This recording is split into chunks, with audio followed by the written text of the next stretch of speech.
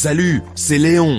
Hier soir, chez nous, c'était l'apocalypse. Pas à cause d'un tremblement de terre, ni d'une invasion extraterrestre, non.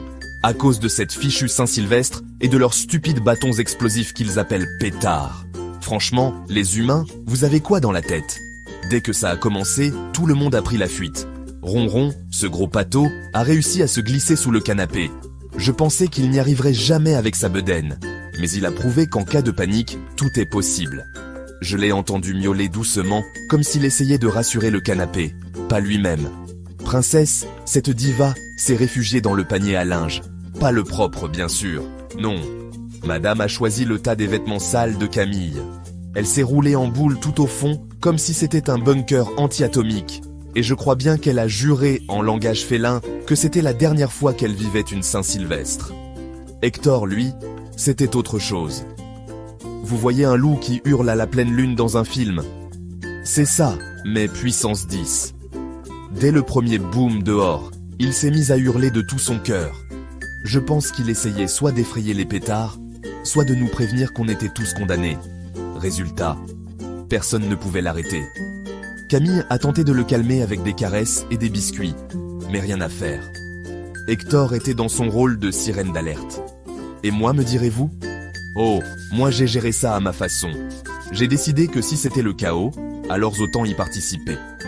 Je me suis défoulé sur le canapé du salon avec mes griffes bien affûtées.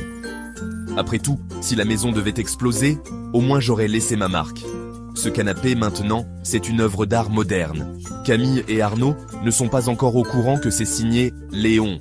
Et nos chers humains, Camille et Arnaud, eux, ils ont essayé de nous rassurer. Mauvaise idée. Ils n'ont pas dormi de la nuit, mais ce n'était pas à cause des pétards. Non, c'était à cause de nous.